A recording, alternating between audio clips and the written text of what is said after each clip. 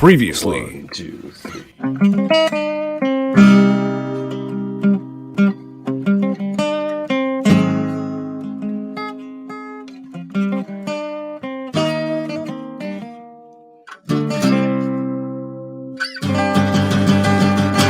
X-Rated, the X-Men animated review show. Where are we? Damned if I know. Well, damned if you're here, but you know what? Thanks for coming. Welcome to X-Rated, the X-Men animated review show. Please, no! We didn't kidnap you. All right. I am your host. Poetic, isn't it? The inevitability of my vision. Poetic, isn't it? It's poetic. Yeah. And villains always say that. Villains always talk about how poetic they're. It's always like, look how poetic. How that my victory. I'm not a villain. I'm an artiste. Yeah, well, yeah. It's always funny. It's always how poetic. Like it's coincidental. One of my favorite refs in that is The Simpsons with the cat burglar when he's like, it seems as though the cat was caught by the very person who was trying to catch him. It's just how ironic. I am your host, Dare Skelville. And with me, of course, is, you know what? The best co-host a fella could ever have. Did you just try to appeal to my humanity? Maybe I did, maybe I didn't. Barking up the wrong tree. And Sabandre Nur has no humanity for me to exploit. I am time crash. I should forget how he said it. I am something crash upon me. I am the waves upon the rocks upon the eternal shore. That's right. Crash upon me and be broken. That's me. Yes. I would love to do the voice for Apocalypse in the series. Oh my God, me too. That'd be amazing. Fuck you, can't be everybody. You want Wolverine? Give me Wolverine. Well, Cal Todd's doing Wolverine. I think I'd be a better Wolverine. We had an opening for Apocalypse because John Colicos died, but. Well, I guess there is a voice because it was heard in this episode. So. Yeah, and pretty good. Oh yeah, he's listed on IMDb actually. There he is. Spoiler alert. But yeah. All right. Well, the actor is on. A lot of voice work. He's in the Blood Diamond, the Leonardo DiCaprio movie. I think he's African or something because he's in a lot of stuff that kind of takes place in that area. Makes sense. All right, here we are. We come to the end of our journey, my friend. How do you feel? How's it feeling? It was a little short. I could have journeyed for a bit longer myself, but well, thankfully the second season is only like a year away, or less than a year away, isn't it? It's in the fall. I don't know. I've heard it's going to be before the end of this year, and I've also heard it's going to be before winter next year. So, I don't know. So like the fall of next year. Yeah. Oh, that would suck. Yeah, that would suck. I guess you can always watch this again. It's pretty great. I'm happy to watch it again. Well, I've watched it again. Oh yeah, I've watched every episode a couple times, but I could probably watch the whole series again. It's so good. Oh, Daniel's here. Can we have a vote on who would be an appropriate Apocalypse, Devin or Andre? Oh, I think I'd be better. Personality-wise or voice-wise? I mean, physicality-wise, you have to give it to Andre. I think I'm all three if those are the three metrics. Yeah, you're more. Well, are you more survival of the fittest than me? I'm more nihilistic, and I certainly have a deeper voice. So I think I would be better for all three parts of it. He's not nihilistic. He's hopeful. He's not Thanos. Yeah, Thanos wasn't nihilistic either. He was hopeful. He wanted a hopeful universe. Man, okay, you're the one who's always talking about the comic version over the movie version. So yes, the original Thanos is very hopeful. He did it all for love. How can you not be more hopeful than that? He was also obsessed with death. Because he loved it. He loved the physical embodiment of death. It wasn't the concept of death. It was the actual. I think that too. Physical form of death. He was. It was more that. I agree. It was sort of a shapely skeleton. And he says Andre got the theater background. You know what? Everyone's on Team Andre for this Apocalypse thing. That's fine. I probably am too. Davin, you'd be good. We'll bring back what's his face. You could be him, Fabian Cortez. I played Bobby. What you think they're doing up there? No, what are you doing up there? It Bobby. That's Bobby. What I play. Yeah. Well, he's deep in grief right now. Well, Bobby. Poor Bobby. He's had a rough go. Yeah. First he lost Tad. He did lose the tie to the assassins. Oh, Bobby, I don't want to play him. He's a bit of a calamity. But yeah, good job playing Apocalypse. You know what? I'd rather you do it than The Rock, which is the rumors right now. I mean, the internet is full of those sort of rumors. Like all it took is one person to post it somewhere, and then it's like it becomes a thing, and it doesn't necessarily mean that. So, yeah, I mean, the comic version of Thanos is superior in my opinion, but I do like the movie version quite a bit. The comic version of most things is kind of superior, except in Iron Man's case. Thanks, Dan. Oh, look, everyone's on Team Andre. Fine, Andre plays Apocalypse. It's settled. Yes, that'd be awesome. Marvel, did you hear that? I would. Yeah, please, Marvel. Come cast a nobody from Nova Scotia, Canada that you've never heard or seen in anything before to play the big villain in one of your major benchmark series. I'll just be one of your friggin' Morlock horsemen. That'd be awesome. I would love that. I would like it just because if it did happen, then we could just hang out on set all day. That would be a blast. That'd be fun. I do love acting, so that'd be a blast. But there's a lot of time when you're not acting when you're on a set, so it'd be nice to have all that time to fill with friends and just hang out and do stuff. Yeah, watch X-Men cartoons, do podcasts. This podcast from the set. Yeah, from the set, talking about all the shit we're not supposed to talk about. Here we are. Oh, did you guys see that scene just get filmed? That was awesome. Today we filmed this crazy scene where fucking Cassandra Nova shows up. It's a big surprise. You're gonna be really shocked, folks. Yeah. Morlock Horseman is great. Thanks, Dan. Totally. Yeah, it'd be great.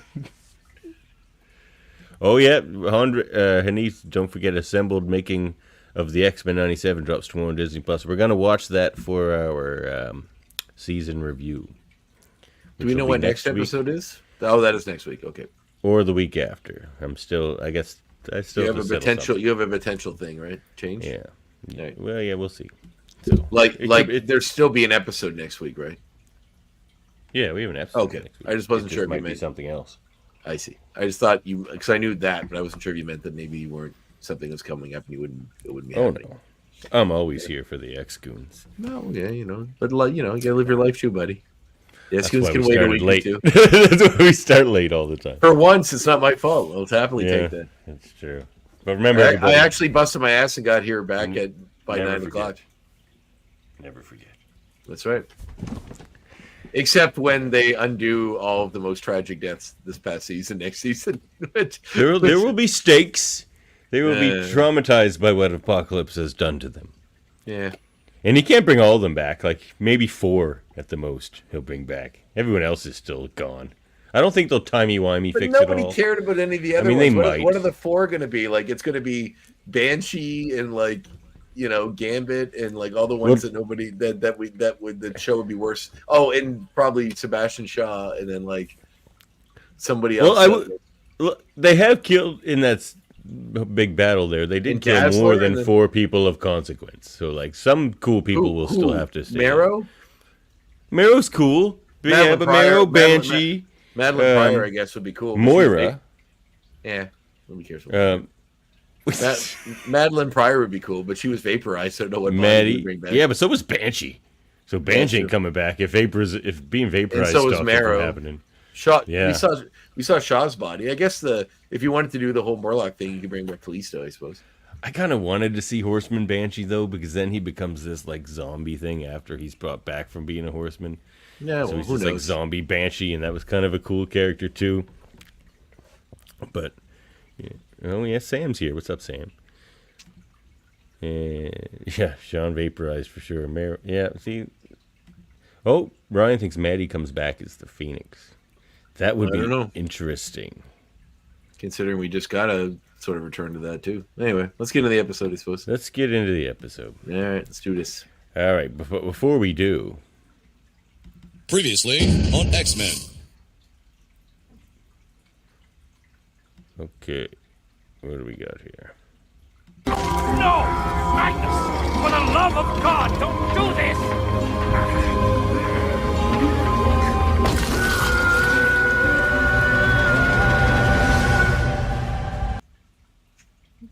I wish you would just play the previously in X-Men that it actually plays in the episode, because that gives you way more context than whatever it is than the last minute of the previous episode. I like my way. Sure. I love that it's not even really an argument. You're just like, I disagree. And that's it. Fair enough. Yeah, I think it works. It's a back, conversation piece. Usually the conversation is, it's why usually just me are you saying, playing why this is irrelevant that? clip again? Exactly. Especially in the regular show when like the episodes didn't cross over, so whatever happened in the previous episode had nothing to do with this one, and then it's like, you know, but Juggernaut that walking off, Juggernaut walking off into the distance, which has nothing to do with whatever's going on in the new one. Like, just... that was awesome though. But that was hardly irrelevant. That was Wolverine getting the. That was somewhat relevant. Yeah.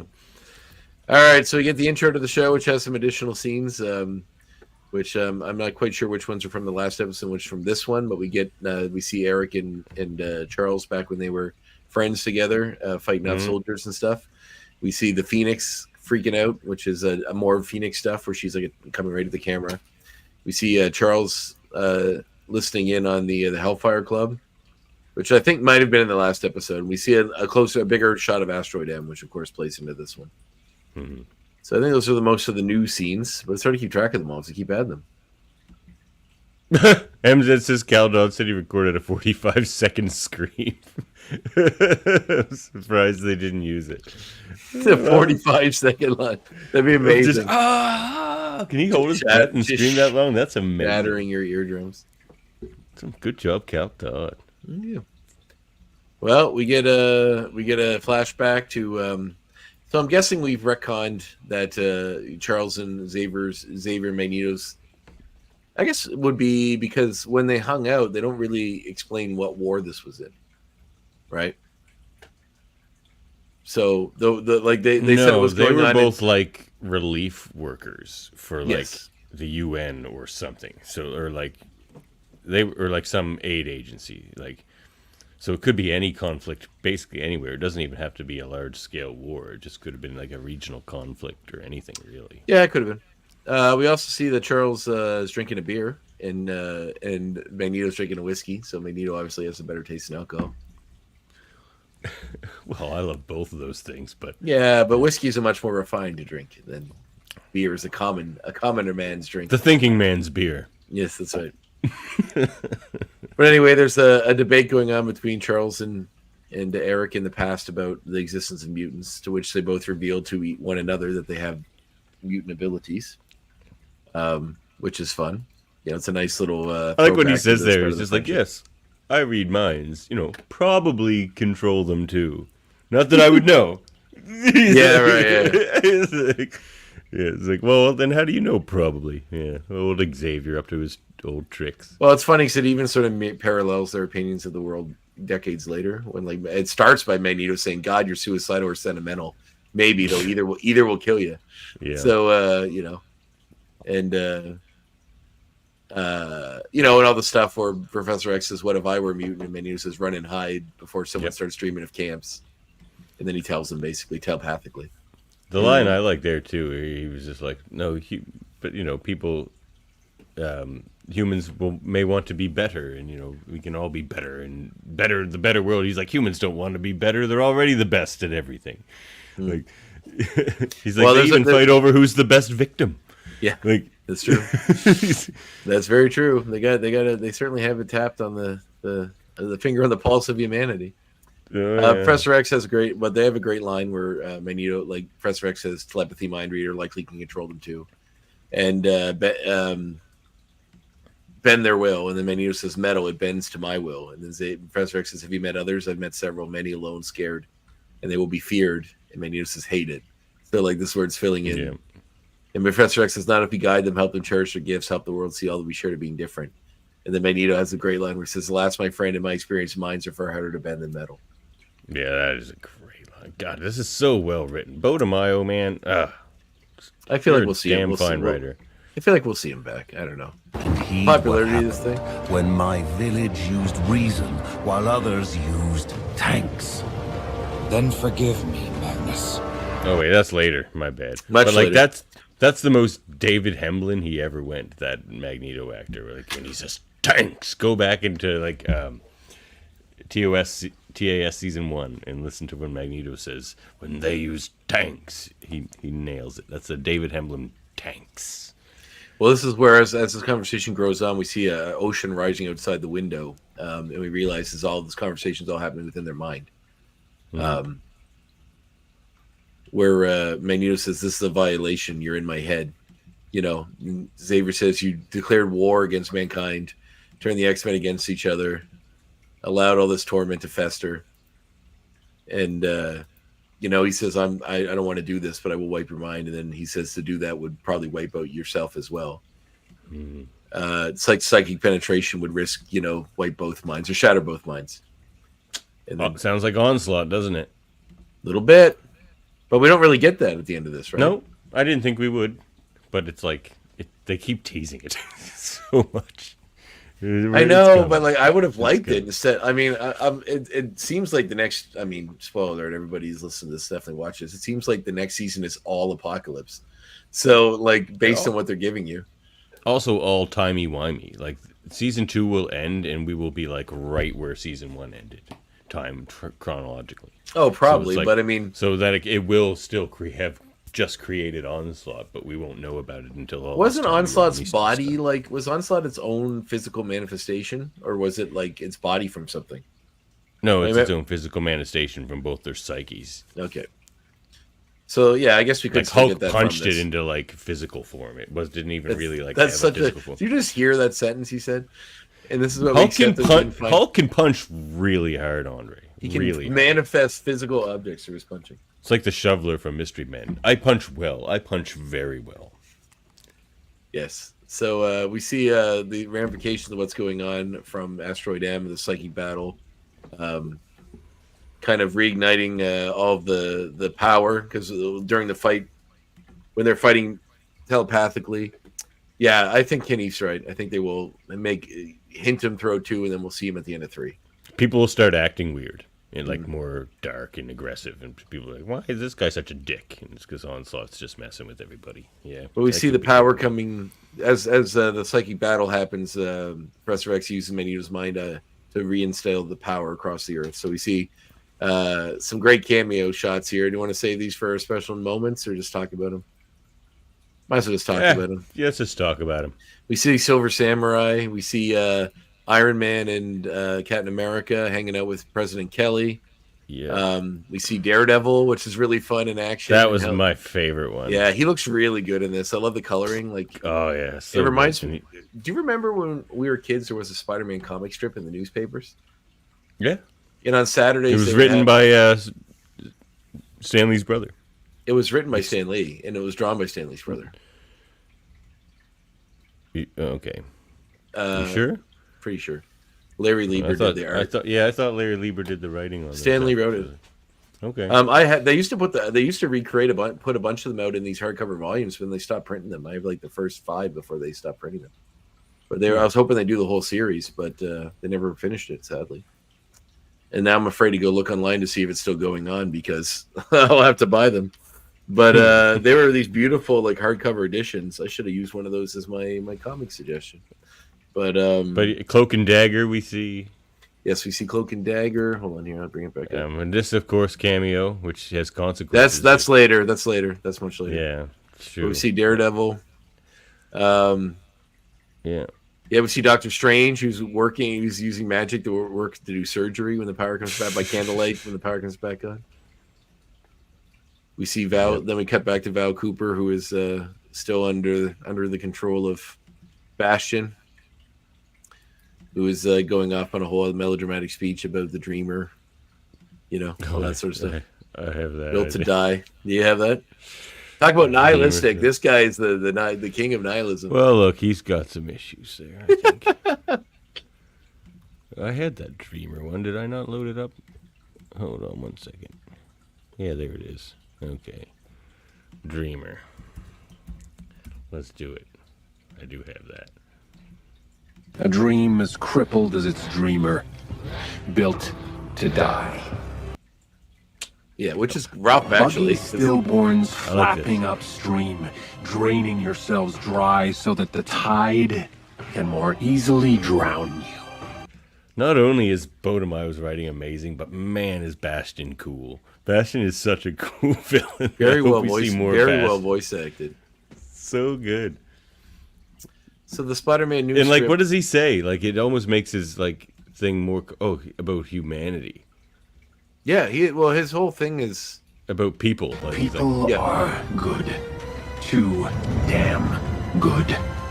it's like most Yeah, villains would say the opposite. People suck, so I'm gonna take over and make things better. And like, well, it's actually very interesting how they approach this, especially because of the methodology they're trying to use for his reasoning to be a villain, but also why he did what he did. Like he said, he had to make people apathetic by showing them so much horror against mutants that eventually they stopped caring. But that's because people do inherently care, and he has to bombard them to make them stop. Which actually, this episode does give me the sliver of hope that I was hoping for. So it's here. Yeah. It did stick the landing. Bastion's your sliver of hope. Well, in the idea that like, but even the X-Men take a hopeful path to try to solve the situation, which wasn't going to work out that way. But at least they tried. So there's that. Although I would argue if you're in a serious conflict, that perhaps this character is the one that shouldn't be given a redemption arc. But they try. So that's we'll nice. see. Little Bastion there. So we see Bastion has managed to capture all the X-Men using his control over Cable. He smashed the collar they tried to put on his head. Got him. Beast tries to reason with him, but he like attacks him. And someone's reading the comment.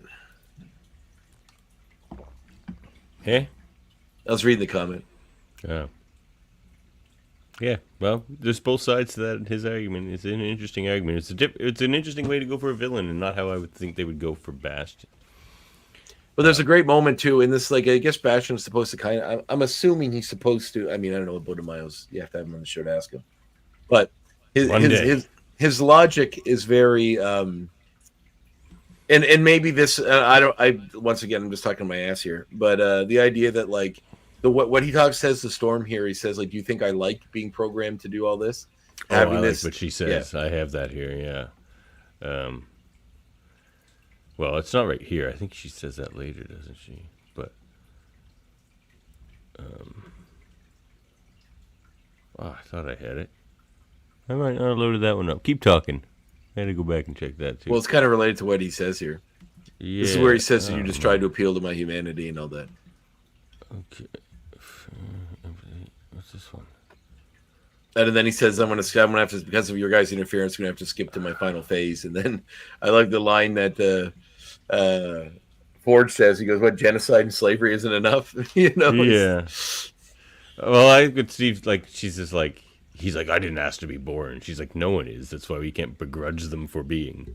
Yes, but he also says, do you think that I liked being given this programming? Like, and that, but it kind of speaks to like anyone who's intolerant of other race, like I'd say racist specifically, but anybody that's intolerant of others or gay people or whatever, because they were raised that way. They were programmed that way by their parents. Yeah. And it's like, it's kind of a nod to that. Like the idea that it's like, I don't necessarily want. None choose to be born, Bastion. That's why we must never begrudge them being. Great stuff from friend of the show, Alison Seeley Smith. She's 100% on point on this show. So basically, Bastion's saying he's going to be protecting humanity from itself because humanity's too good to. So he's sending all of the. This is where we kind of see the dark side of the fascist utopia that he's built in the future. Humanity's too good to save itself from mutants taking over in their place, which is like interesting commentary. So we see the Sentinels coming into the president, attacking him. We're coming in to take control of him. We see them coming to take control of Wakanda. We see Black Panther staring them down across from the barricade with the T'Chaka. No, the name of his guard. There's a name for them. I never even remember it. The Dora Milaje? The Dora Milaje, that's it. So we see them trying to bust their way in, but we see him attacking them. We see Daredevil and Cloak and Dagger getting in a fight with defending them people on the street. We also see the Russians defending themselves with a Mega Red.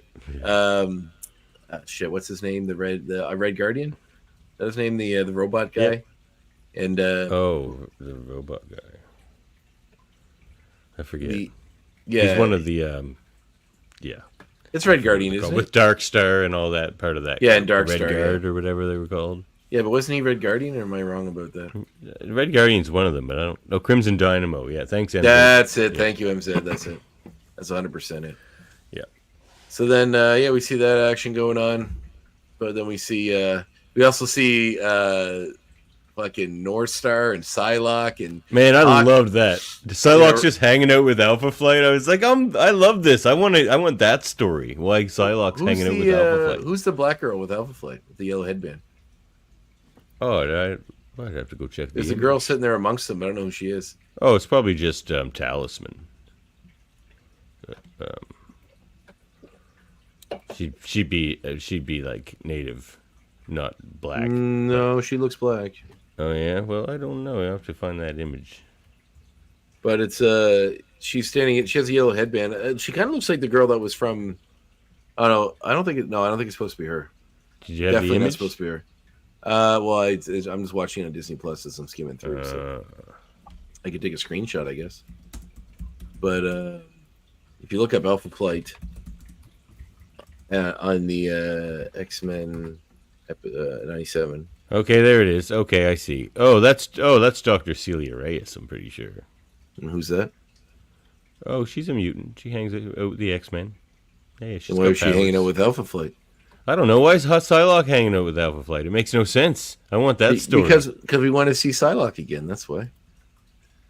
You have to go back. We have to see her. No, there. I know it doesn't make any sense. I'm more of an Alpha Flight fan than I am a me Psylocke too. fan, to be honest. Though you know what, I like Betsy. I like Betsy Braddock when she's not doing the Psylocke thing. I kind of like this whole Captain Britain Betsy thing, and yeah, I do like Betsy Braddock as a character. I have that image now. I'm gonna bring it up, but yeah, I would bet almost certainly Dr. Celia Reyes. We have a great moment here where Bastion has control over everyone. And he's ready to kill Cable, basically, and then that is great. Sinister's maligning, saying that he was promised that he'd get to keep Cable because it was part of his whole genetic, this whole experiment that he's working towards. Celia Reyes. Yeah. Okay. But then Cable says, like, you don't know, you must not realize that who my mom really is or what she really is. Because this is him accepting Jean as his mother, which is nice. Or somewhat, I mean, and Madeline truly is his mother, but I mean, Jean's as close as you're going to get. It was nice. And then she busts, because she fell in the water during the fight. She busts out. I love this line, though. This line, like, where, like, Cable won't talk, so Bastion's like, Sinister, make your puppy talk or whatever. Yeah. And so he does. He's just like, how many times? 200. 200 times. But how's your mommy, Sebastian? but how's your mommy, Sebastian? He just, he's so funny. Yeah, he asked how many times that he went back in time to try to stop it. Yeah, that's a lot of times. And he says, your mom's not coming back, after that. He says, not a phoenix, just dead. He says, and then... and he says, just dead like you. But then we see the Sentinels come in. I don't know why he brought some of his own Sentinels in to kill Cable. Like, he could have just done it himself. Like, a bunch of Sentinels laying behind him and put power-up guns behind his head. Where Sinister's like, you promised you give him money as a prize, and Bastion's example must be made. Cable will stop at nothing to undo the true future. But then he says he's as blind as his deadbeat dad, which I think is a great line too. It was a great line. This is a great episode. Yeah, it is a really good episode. So we see the collar that they made reassemble on the ground. Yeah. That Bastion wait, smashed. I got this. Wait.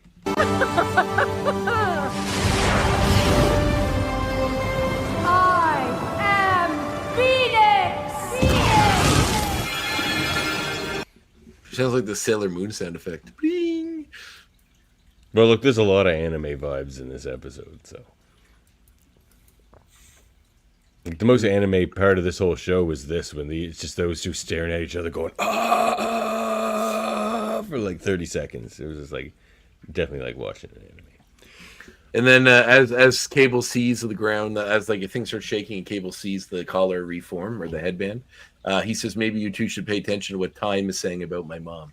And then she goes to the 100% HRDA chief. Storm's laugh was everything. Her laugh of joy. Yeah, she's joyful to see her come back. We see her kind of come back at the Phoenix Force sort of surrounding her, and then her use the abilities to... She says something about them becoming slaves to hate and all this other stuff, and using her abilities to capture Bastion and put the band on his head. Yeah, she's like how the Phoenix burns away like all the dead. Yeah, and we see all the Sentinel, the infected Sentinel humans deactivate and fall down after they dissociate his consciousness from his control over each of them, including the Sentinels depower. All the X-Men get freed from being controlled by them. And Sinister tries to use his power hold over Cable to have Cable defend him against.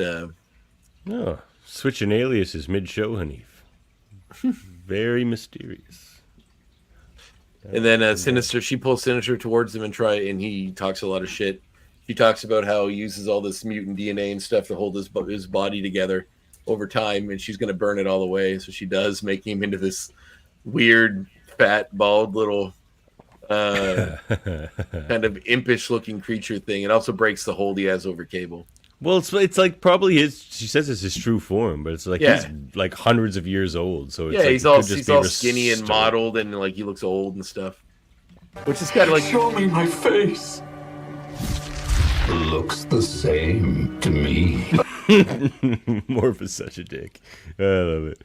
But it's also like who like. Yeah, I do really like. It's a great moment for the show, but it's kind of like if you've been fucked up and you just go up to the shapeshifter, show me what my face looks like. Who you've previously tortured at it. He's more worried about that than he is about like just getting out of there. It's true, but it's so funny because they're like poetically they burn it away and make him like kind of a husk of himself, but then they just let him run off. Like he's just gonna go fix himself again and then come back. Like they should just imprison him or kill him or something. But it's a nice moment. So we see Sinister was duct taped with mutant DNA. True, he's not a mutant. Yeah, 100%. He duct taped himself with it all. Yeah. So she pulled the duct tape off. So Jean says the Phoenix Force has left her again, but she could feel deep inside pulling her back to protect her son. So and he smiles back at her. It's a nice moment. We get some of this family business. But not enough, I guess, because Bastion still had enough power to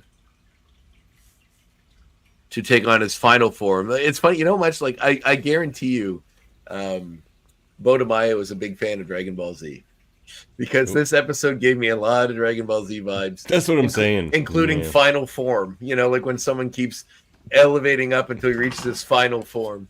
I thought he was going to become this, like the straight up Nimrod. I liked what he did become, though. He kind of like. I did too. It was a cool design. Yeah. But he pulls off. He comes back and pulls off Cable's arm, like his metal arm. Yep. Which is a pretty cool little scene. And then he takes on his full form, and he beats like Cable with his own arm too. And he takes on his full form, which is like the.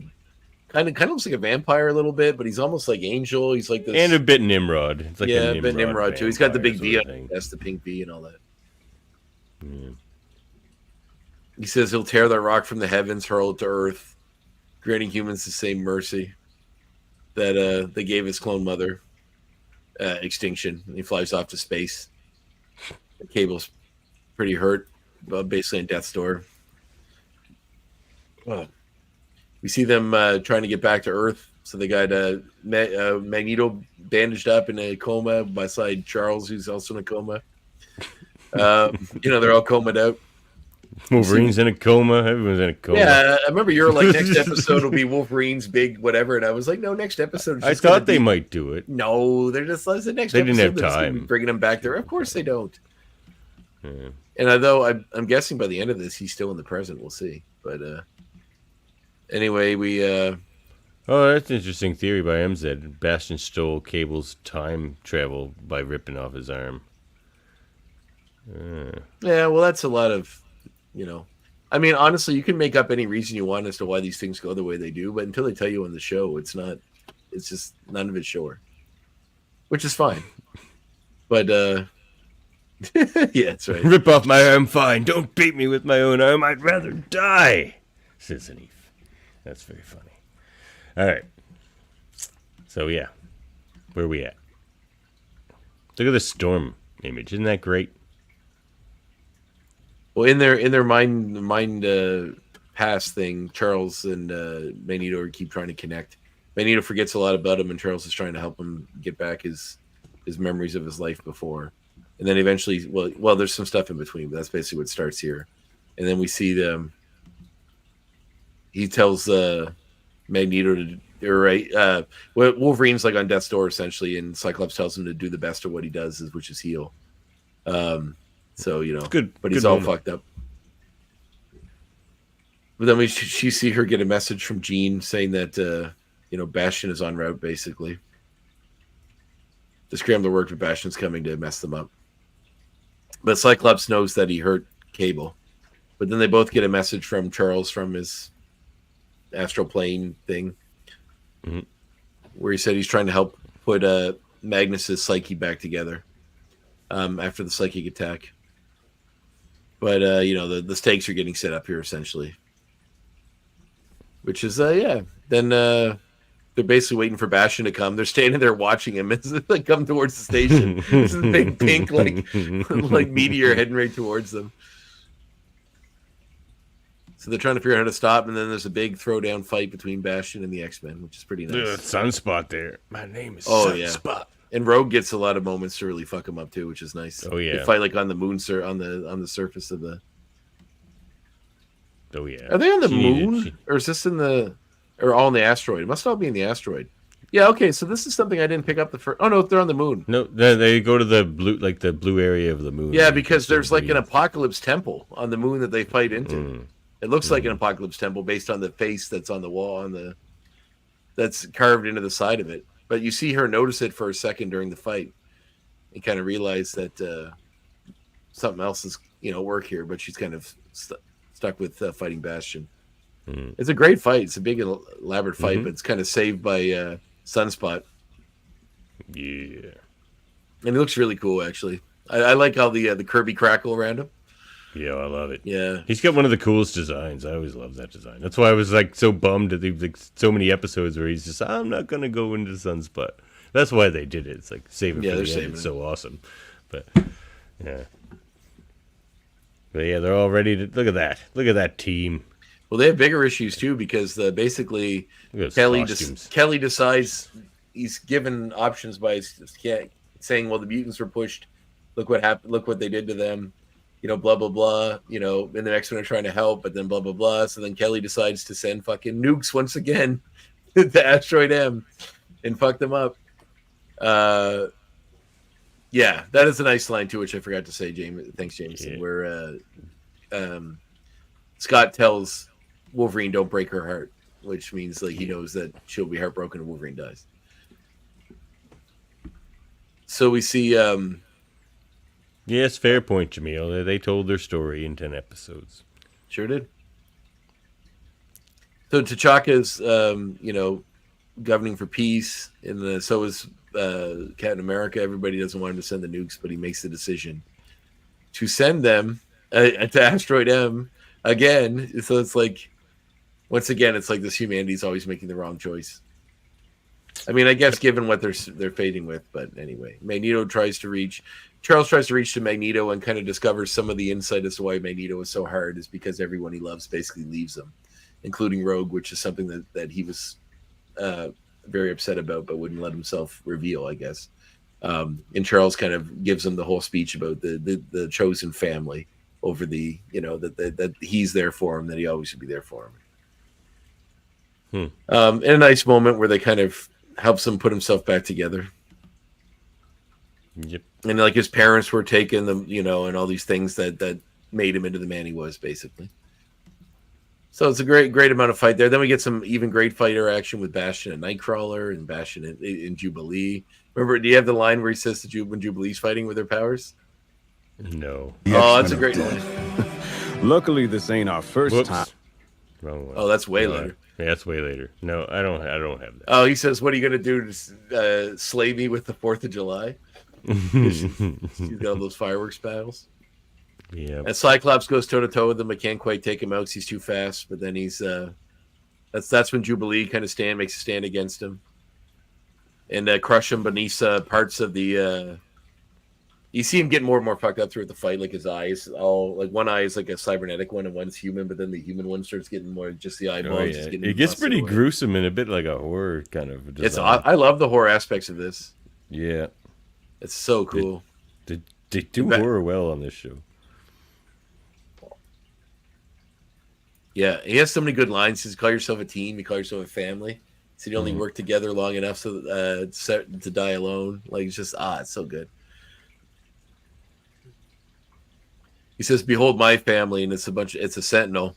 But then the sentinel crushes him when it comes in through the roof, steps right on him. It turns out to be being controlled from Beast and Morph and Storm and Jean Grey inside of him, which is really funny.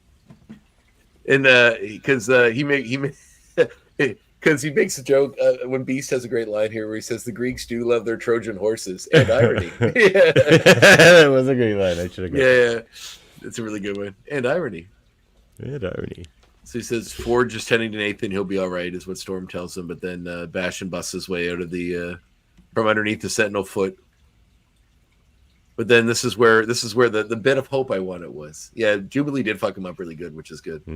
But then this is where Cyclops says, "Professor came to you to be one of us, and you could have been. There's still hope." Yeah, I know. He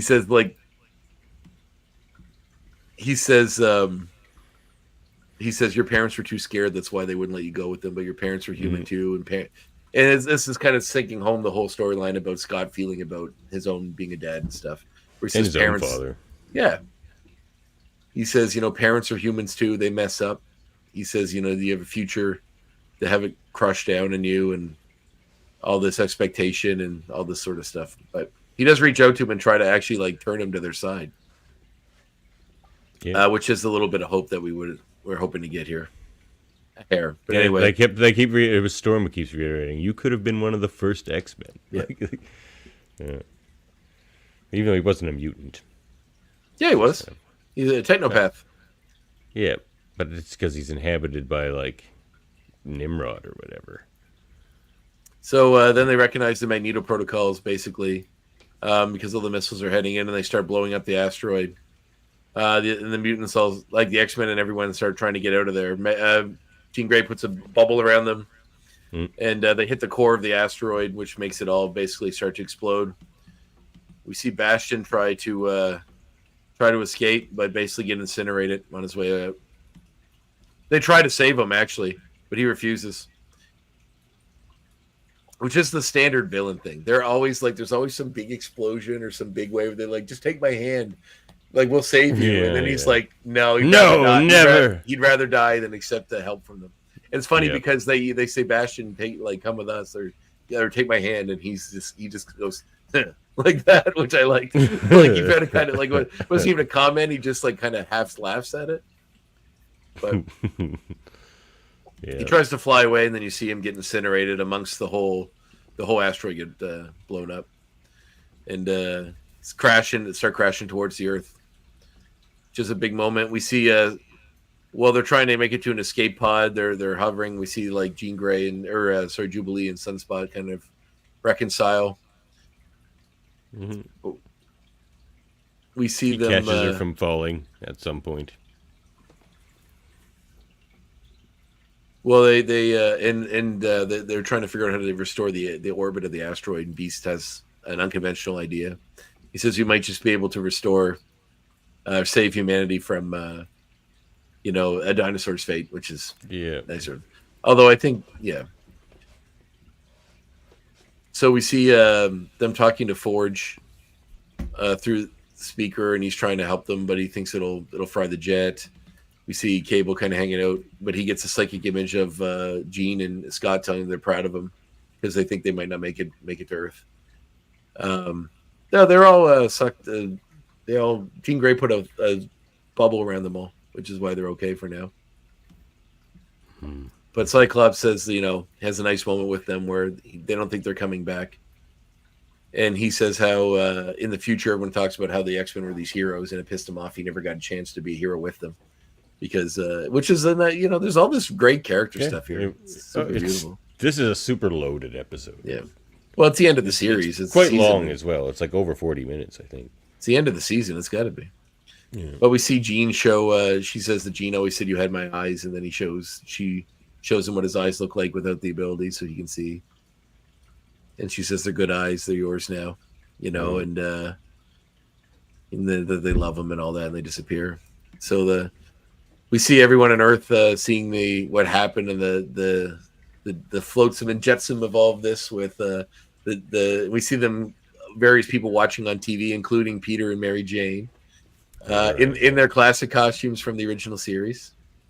Mm-hmm. Also, behind them is Flash Thompson. Yeah. Who else we got in the background there? I don't know if anybody else is the girl with the green hat and the little yellows lightning bolt. Kind of looks familiar, doesn't she? Mm-hmm. Yeah. Flash Thompson there with his football bag, of course. The world's going to shit. He's still going to football practice. Good old Flash Thompson. But we see Beast trying to work. Yeah, exactly. We see Beast trying to get the orbit going. We see Wolverine basically still hooked up to all the machines. We see Morph take the form of Jean because they can't get Jean there to say goodbye to him, to say she loves them, which is an interesting little nod. Either that Morph loves Wolverine as a friend, that Morph loves Wolverine as more than a friend. Well, Bo DeMaio has commented on that. What did he say? We'll get to that in the X points. Okay. So we see Jubilee, Sunspot, and they do go back to Earth. So Sunspot's abilities must allow them to fly somehow. Because they were in space, and they got back to Earth. Yeah, there's a few questions. There's a few points where I was wondering about how everyone's surviving in space.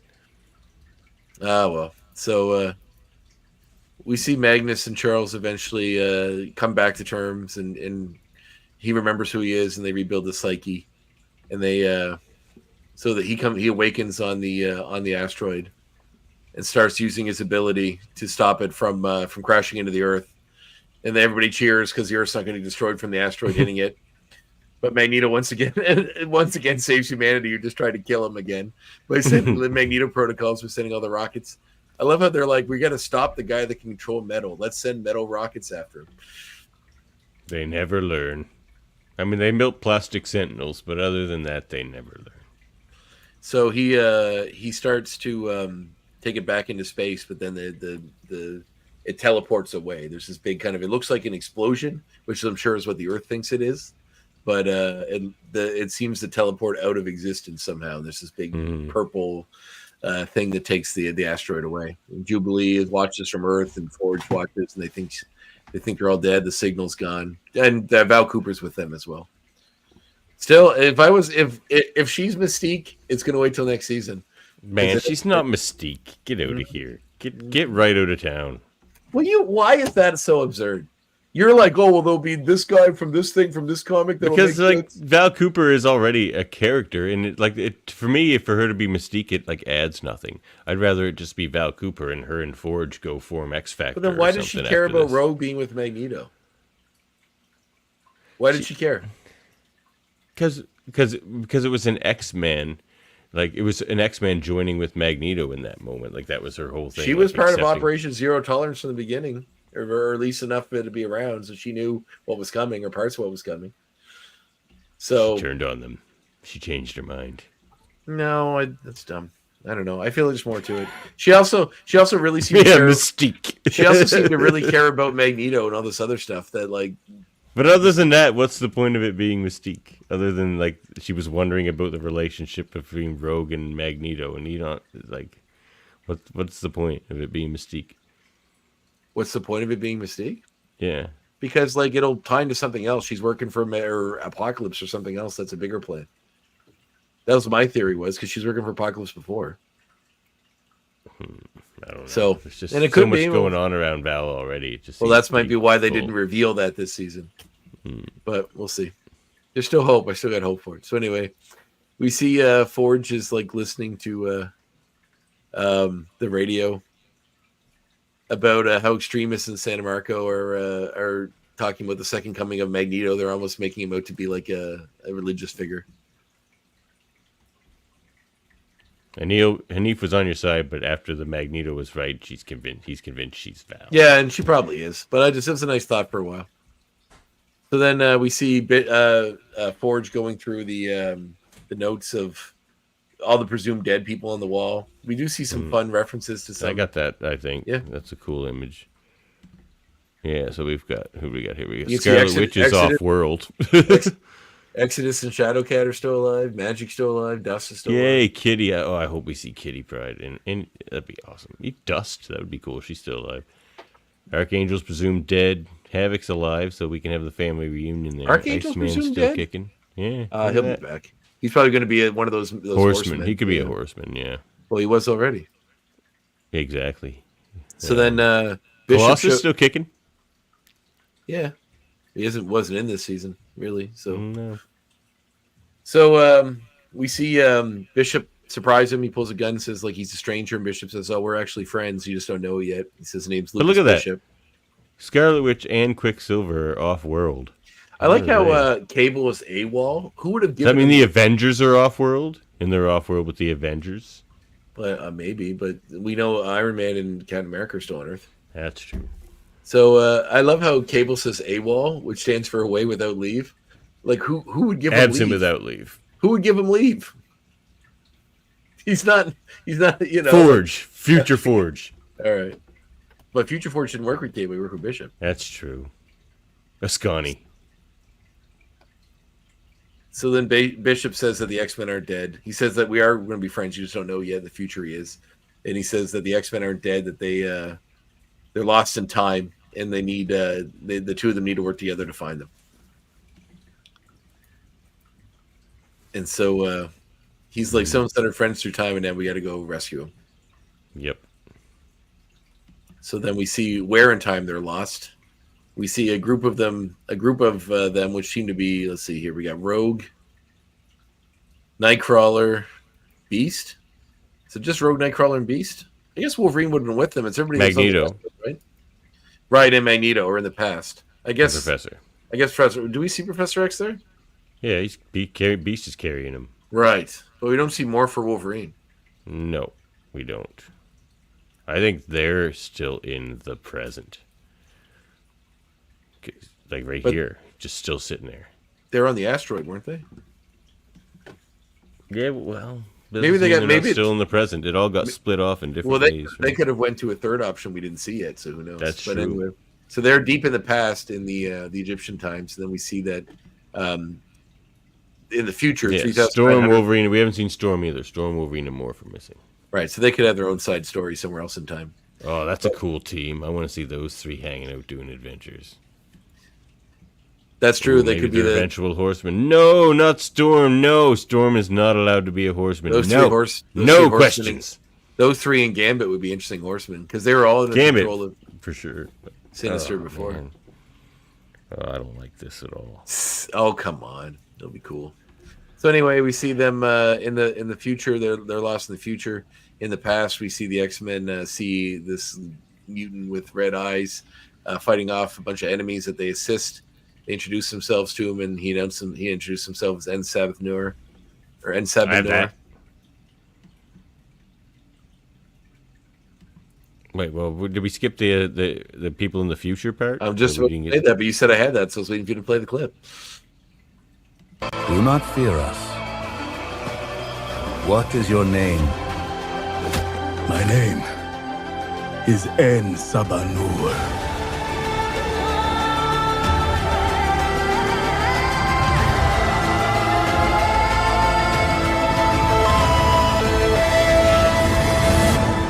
I had to put the music in because I love those like little video game notes. Television. No, it's like television. Every time they go to the Middle East, it's always that it's always. It's awesome though. It's pretty good, yeah.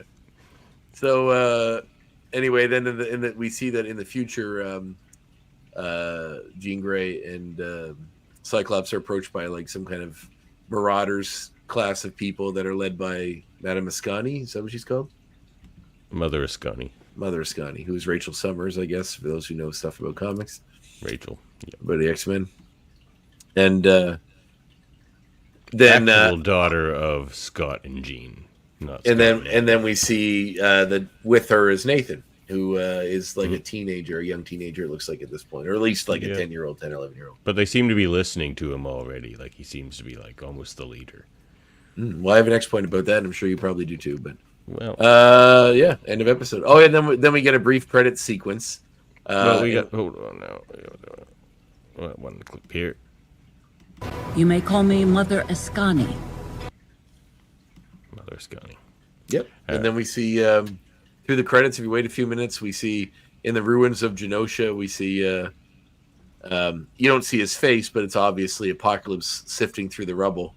And he pulls out the Queen of Hearts card that's all damaged, which was the one that Gambit always had. Yeah, Andre immediately sent me a message. He's like, "Damn it, you're right." And Apocalypse said, Gambit's got to be a horseman. 100%, because he was the horseman of death. Horseman of death, and Apocalypse even says, "So much death," and then like the card, so much death. Yeah, it's so good. Oh, it's so good. Is that right? Yeah, end of episode, end of season. Strife? Who's Strife? That's what's being my X point. Let's just go to that. Oh, okay. Oh, okay. Let's move on to that. Well, let's go to X ratings first, right? Or do we do X points first? I go X rating. That's fine. Let me see. I have it here. We go. Do you? Ratings first. Yes, we do. All right, let's do it.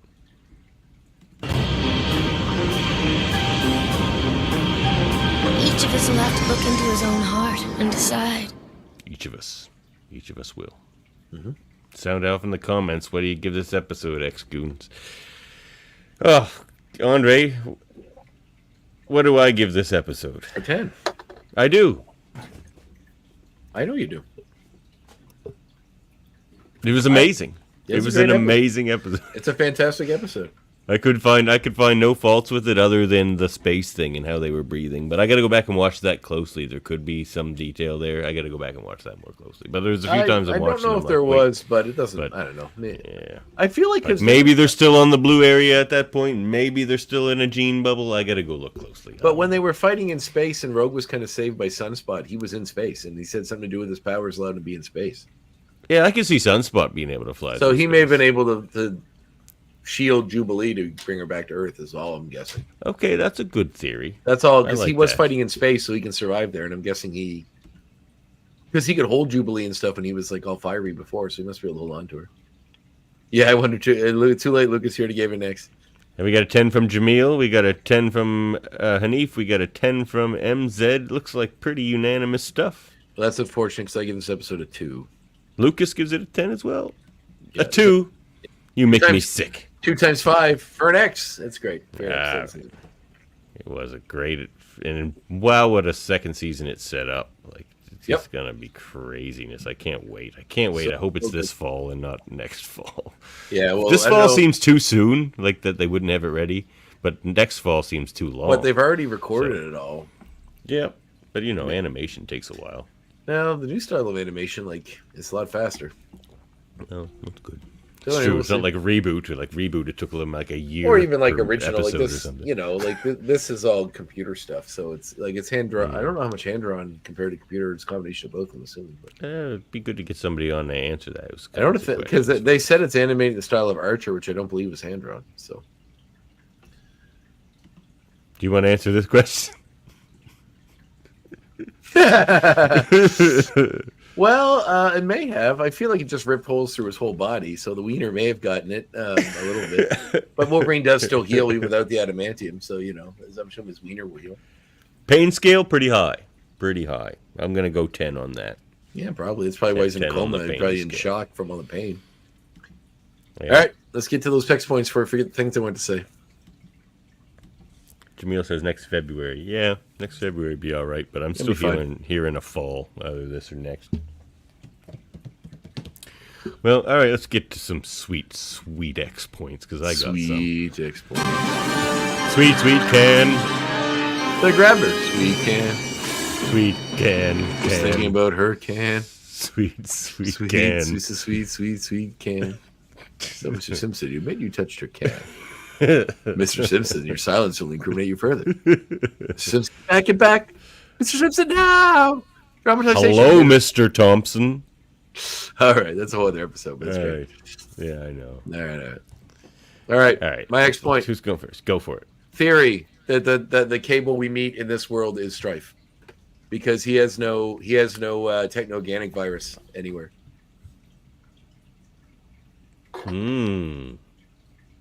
That's a very strong theory. I didn't look at him close enough to see if he did or not. Nope. Interesting. Because I thought, did he not, though? I thought he had like some weird bandages or something. No, he was wearing like a little crown and stuff, but he didn't have anything. Oh, crap. Okay. Strife. There you Ooh. And Strife's a clone of Cable, right? That's his deal? Yeah. So, the clone But, wouldn't like, have the virus. In the comics, so they could go a different way with this in the show, they played it fast. Like, they wanted you to wonder who was the real one for a while, because Strife kept saying he was the real one. So it's like, I'm the real Cable, and Cable's a fake, and you should follow me, and that sort of stuff. Yeah, maybe so. But this one, there's no visible sign of any techno-organic virus on him, so that's why I would assume, that's why I'm guessing it might be Strife. And that might be a big part of the episode work. It's a good guess. All right, so I'm going to talk about something I was meant to talk about last episode for this exploit, which was Bo DeMaio suggested watching the TNG episode Cause and Effect. So that's a bit of a Trekkie myself. Let's talk about Cause and Effect. So in Cause and Effect, what happens is the Enterprise is stuck in a time loop. And at the end of each time loop, the Enterprise explodes. Like another. Oh, yeah, I know that episode. I remember that episode. Yeah.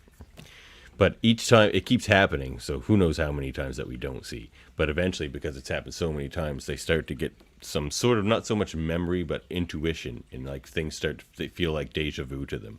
So they start to get suspicious.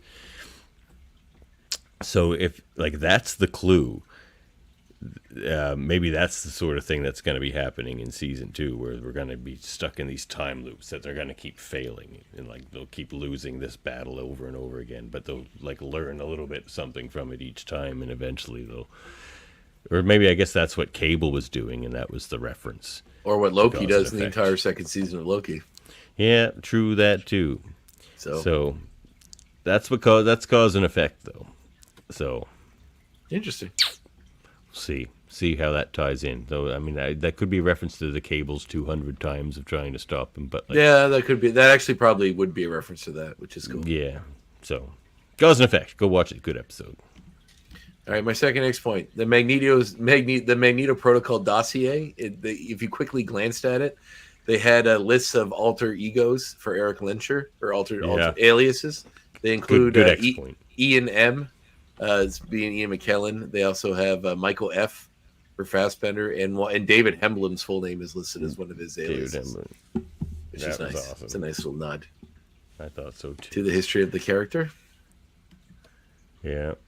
Yeah, poor Fraser was stuck in that loop for 80 to 90 years in that TNG episode. And that's another... Well, look, thanks, Hanif. This is my next X point. Mother Ascani was voiced by Beverly Crusher. Did you happen to notice that, Andre? I did not. Gates McFadden voicing. That is awesome. Listen to it. I know. Anytime like the worlds of Star Trek and X-Men touch, it makes me super happy. That's super awesome. And I know Bo DeMaio is super into both those things, and I want to talk to him about that. I want to talk to Bo about Star Trek and X-Men and where they combine, because I don't think anyone else cares about that but me, really. And apparently Bo DeMaio. I hope they get their shit figured out when he comes back. He's Listen to her. You may call me Mother Ascani. Oh, yeah. She sounds kind of... And I thought her voice sounded familiar. You know who I thought of, what it reminded me of, is the computer voice on Star Trek. Major Barrett? Interesting. Yeah, a little bit. But yeah, they're similar. I can see that. That's cool. All right, my next X point. In the beginning, when they show the war zone in the past, we get the song "Turn, Turn, Turn" by the Byrds. The Byrds, written by Pete Seeger. Turn, turn and turn. It's in that list of like 5 to 10 songs that are always used when you watch anything to do with Vietnam. So that's why I'm guessing whatever they're involved in is something to do with war. Yeah, that one doesn't usually get used in Vietnam. It's always the Buffalo Springfield, that one. For what it's worth. Come together. That one. Also, Unfortunate Son by CCR. Yep. It ain't me. It ain't me. Also, the one by Norman Greenbaum. The Buffalo Spirit in the Sky. Spirit in the Sky. Yeah, you get Buffalo Springfield. There's something happening here. Yeah, that's that for one. what it's worth. Yeah, but yeah, these are all very famous songs that are used in movies to show you it's Vietnam. That's why I think they're probably in Vietnam. But yeah, so that's kind of my thought of that. But it's a good song and it's a fun little. Must have cost them a bit of money to use that, but I get that it's sweet Disney money. Yeah, they got that money. They probably own that song by now. That'd be amazing if they did. All right, so that's your X point. All right, so back to me for number 3. That's going to be Cyclops' video game super optic blast that he does in like X-Men Street Fighter and those types of games. X-Men. Yeah. It was so good. He's like, don't mess with my family again or whatever. Just goes, bah! It gets super huge, just like in the game. It's just like, oh my god. He's never done that in the show before. Do that super huge optic blast, and it was amazing. Cyclops is a badass. Put some respect on that name. Back to you. All right, so that line I mentioned, this is kind of the whole interaction between Bastion and the X-Men, where it kind of hammers home this idea of being programmed to hate. That's what thank you, Vinny. Marvel vs. Capcom was the other thing I was trying to spit out there. Anyway, being programmed to hate instead, and not necessarily, but like it being in there where he says, "Poetic, isn't it? The inevitability of my vision. Even now, Professor X has paved the path to my dream in order to honor his own. A dream as crippled as his dreamer built to die. You mutants lost at birth too. The Neanderthal 2.0, buggy stillborns flapping upstream, draining yourselves dry so that the tide can easily drown you. See me, the future tide. Is despite this little toy you X-Men could use to abort the bond of my creations. Your creations are prisoners, held hostage by ignorance and coercive fear." But Bastion says, think, had the good professor taken me in when mother begged him, I'd be hanging there, here with you freaks in the name of peace, tolerance, and equal opportunity suicide. Even then, fake up my back. And then she says, Charles wanted to help you. He came to your mother, but she was too afraid. You would have been one of the first. And he says, get your... he grabs her by the throat. Forge says something, get your filthy paws off. He said, I didn't ask for this either, to be born with this programming. This destiny inside me, the urges. So that's the whole thing. He says, did you try to appeal to my humanity? Look at me. Yet another reason why Operation Zero Tolerance must skip the final phase. As I told Cooper right before she betrayed me and her kind, people are good, too damn good. Thus, to protect humanity, must protect humanity from itself, from the hearts that start dripping red at the latest token underdog, from seeing themselves as those who could use their same hearts against them. Tolerance is extinction. But even worse is empathy, which is a really, really good line. I do have that. And you know what? Yeah. Thought I did. The empathy line. Huh. The X-Men are dead. Luckily, this ain't our first time that's funny, at though. the X-Men are dead rodeo. Yeah. Yeah, I was just looking at that line, too. Anyway, that's my fourth point. I thought I had the empathy line. Maybe I didn't load that up. Oh, there it is. What did Bodemayo say? Is your next part? Is your next point about the morph thing? I want to know about that. I can. Tolerance is extinction. But even worse is empathy. Which also starts with E. E is for extinction. So did your X point the entire Bastion speech? No, I just wanted to bring home how good that was. Like the whole Bastion's whole thing was fantastic. Really and also, I forgot how much of the Grant Morrison E is for extinction storyline bled into this, including how they found Emma and all that. I totally forgot that was part of that. How like they found her in her crystallized form and she was shattered and they had to put her back together. Yeah, right. Yeah, that was pretty good stuff. Yeah. So what was the morph? This is an interesting point from Jameson. The first time, because I was wondering about that too. The first time Forge was called Daniel in any media. Daniel Lone Eagle was Claremont's original name in the character outline, but never used in books otherwise until now. That's amazing. They never used his real first name ever, or his real name. I don't remember it ever. Interesting. So good. I like it. Daniel's a good Jameson. All right, it is. All right. Well, so yeah, Bodemayo says that Morph has a crush on Wolverine. Makes sense. Romantic interest in Wolverine. That's cool. Says. I like that. Yeah, I mean, it's not going to work out for Morph, but I mean, it could. He's not. He could turn into a redhead. You take the form of any woman that Wolverine wants. It seems like the perfect partner. Yeah, maybe it will work out. And you can have a beer with him too. Why not? Yeah, why not? It's like all the good stuff of having a gay relationship, in the sense that, like, you can have a guy you get beer with, you go to the gym with, you can do all that fun stuff with, and then when it comes to the other side of it, they could be whatever woman you want them to be. Seems like the perfect relationship to me. All right, we'll see where that goes. All right, so back to you. Sunspot. He finally gets a name in this. He didn't have a superhero name. He says, Bastion says Robert Acosta, the disowned heir, when he comes to the aid of Rogue. And he says the name of Sunspot definitely has a lot more flair, which is a nice little line. So I like that he's finally accepted his name and his role as a mutant and one of the X-Men. So it's great. Yeah. Don't be afraid of your power, especially when they look that awesome. Great addition of the character. I wonder, and this is not me maligning wokeness or any of that stupid bullshit, because obviously when they approached this show, they wanted to make it appeal to all different audiences and have a diverse cast of characters. So I'm assuming there was a desire to have a Hispanic character in it. I'm guessing that's why Sunspot was chosen. But in doing so, I'm glad they chose him. He's a pretty cool little character, and I like how they did it. I don't know if his backstory in the comic matches what they did in the show so much, because I don't really know much about him. But yeah, I think it's cool. I'm glad he's here. It's like the Jubilee has like a little partner in crime.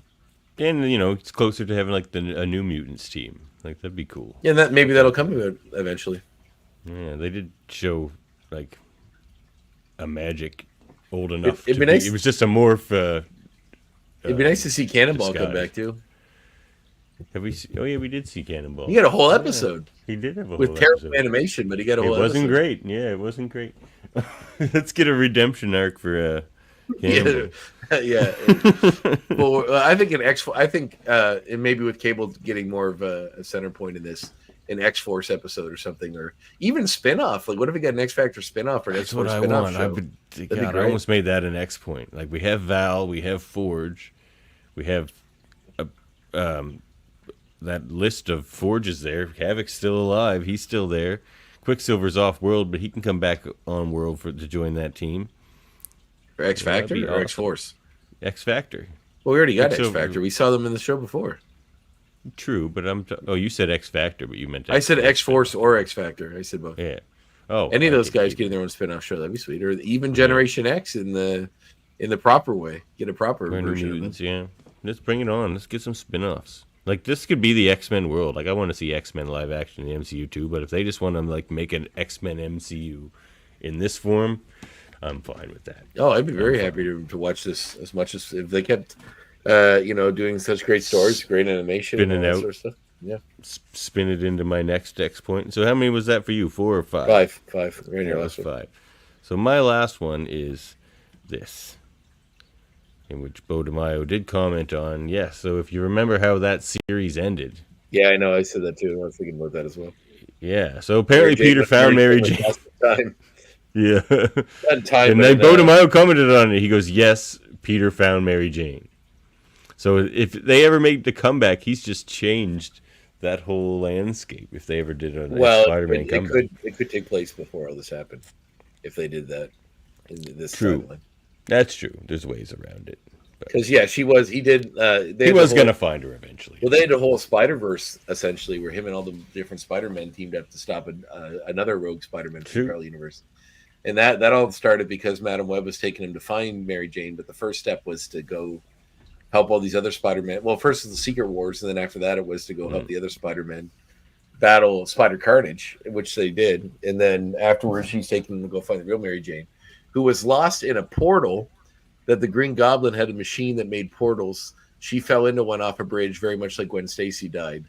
But then she came back later, and it turned out she was a water clone, made for her old boyfriend Maury Bench, the Hydro Man, by Miles Warren. And also Warren had a little bit of Peter Parker's DNA at the end of that storyline, which was leading into the Clone Saga story, but we never got any of that.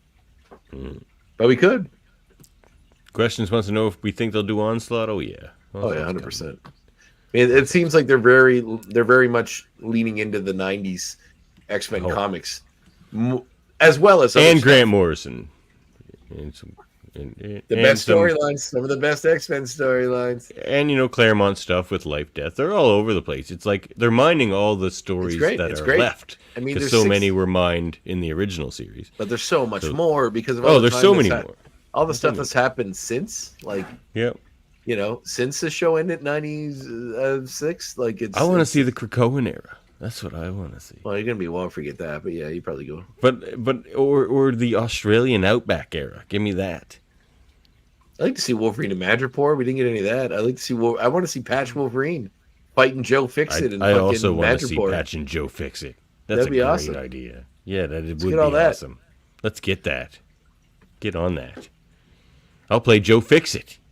You can play Apocalypse, and I'll play Joe. I'd Fixit. even like to see maybe if it's like a Wolverine gets his groove back episode, him fighting the Hulk and Wendigo in the mountains. We never got that in the show. Look, as long as Wolverine has a nose for the entirety of this series, that's all that matters. So was his nose gone, or was it just more animalistic, or like flat to his face? Either way, why? Because he was more animal. He didn't have I can pull out some. I'll pull that out next time. It's because they wanted to make him look more like an animal. Yeah, but animals have noses. Yeah, but they're really tight to their faces. They're not pronounced like this. Even monkeys don't have noses like humans do. Yeah, but how does pulling the adamantium out to mess with his nose? It's just not a good choice. It was funny, and it wasn't a good look. Well, a nose isn't bone, so it wouldn't have been covered by adamantium anyway. It's cartilage. Yeah, it makes no sense. Yeah, so it doesn't really matter. But yeah. Oh, I don't. I'm not going to explain his lack of nose. He did have little. He did have little slots there. Yeah, so it was just to make him seem more animalistic. I think that's probably why they did it. I wasn't big on the art style in that run for a lot of it. Well, a lot of that art was kind of lazy. No offense to whoever people did it back then, but it's probably because the demand. They weren't being paid back then. Yeah. Well, and the demand on getting those comics out too, right? They were 90 X-Men comics, and they came out weekly almost at this point. So people were just gunning. You look at the art of Mark Bagley, who's one of the coolest artists in my opinion in comics, and then you look at his run on Venom Separation Anxiety. Towards the end of that, or not Separation Anxiety, Lethal Protector. Towards the end of that series, the art got really bad because he was being under such a deadline pressure. He couldn't really pay his attention to detail he normally did. Oh yeah, and it sucks, but that's what happens. All right, well, let's move on. So, Davin, if I want to just start, because obviously with all the X-Men we've been doing, I want to and I have that unlimited app so I can read everything. If I just want to start reading X-Men proper, I don't really want to read all the Stan Lee stuff. It'll take forever. No, I would skip all that and just start with X-Men. What is it, 97 start with Giant Size X-Men, I guess. Okay, so when Claremont took over. Yeah. Okay, that's what I figured. And then read everything from there up. If you don't, you will get lost. So much happens in every single Claremont issue that they're hard to skip. But the thing about this, you can do storylines. Well, the thing about this is because there's so many side books. When do I sidetrack to X Factor for a while? When do I? Most of the Claremont era, there isn't. Okay. For a while, it's just X-Men. And then for a while, you'll get New Mutants as well as a side book. And then it's just those two for quite a while. And then I think the third one that comes in is a Wolverine solo book. And then, then the next one is X Factor, because they split off. And it's the original team X Factor. So it's Cyclops, Wolverine, Beast, or not Wolverine, Cyclops, Beast, Iceman, Angel, and Jean. Because I'd like to read all the I want to read all the Onslaught stuff. I want to get through all that too. And the Age of Apocalypse stuff. I want to do all this stuff. So I got to go back and read Age of Apocalypse. Well, you know what? We're going to talk about that here. Maybe we could actually, something we could do or in between seasons is read these storylines and then maybe do them by issue or something. That's a fun idea. Yeah. You want to hear that, X-Goons? You want to hear some of those podcasts? Let us know. Hey, check this out. Check this out. This is our comic reminiscences and recommendations. You want to go first? Sure. Cool. I don't know if I suggested this one already, and I may have, and stop me if I did, but I don't have a backup if I did. So I was going through, I just kind of grabbed something off the shelf because I was trying to think of something fun to read that I hadn't read. And I thought, let's do this. John Byrne's run on The Thing. John Byrne did some great Fantastic Four stuff. Well, this is when The Thing had his own series that John Byrne wrote. That spun off from the John Byrne X-Men run. So it was like I think 12 issues or 20 issues, because there's two of these trades, and this is the first one. But it's there's some beautiful stories, and like if you like John Byrne stuff, which I absolutely do, there's a lot of really great John stuff Byrne's here. one of the masters. And it has one episode, and I want to see it here. There's a whole thing with that's right. It's like a monster storyline where there's like this creature, and how this town treats this thing that's different. That's like a monster, and it's really like it's not the kid isn't innocent, but because he's different, the town treats him poorly, and his mom dies, and it's like really tragic. And they send him off to live with the Morlocks. It's the end of issue, I want to say 4, or sends him off to live with the Inhumans on the moon. Mm-hmm. And he says, then Lockheed takes him away, this guy, at the end, and he's away. And the sheriff says, "Where's he taking him?" And Ben says, "Home, Sheriff, home to live on the moon with the Inhumans. He won't seem out of place there with all the strange shapes they have, and he won't be lonely." And then there's like this pause, and he says, "There ain't no monsters on the moon." And it's just such a great moment because we are the fucking monsters, and this does it so well. It's such a good book. I mean, John Byrne is a great writer anyway, and all his stuff. It's great artist too. Yeah, but his thing work is crazy good on this. Yeah. It's he lets us read everything. Every X-Men comic ever. Okay, Jim. Yeah. On it. And the art in this is by Ron Wilson, who's also really, really good. It does actually have a kind of John Byrne-esque style. Man, you know what I miss in comics, and I wonder where he is the Puppet Master. Look at that creepy. Well, you want to talk about that for a minute? Look at that creepy fucker. Oh, I agree, and I feel like that's who they just cast John Malkovich to play. Oh, that would be good.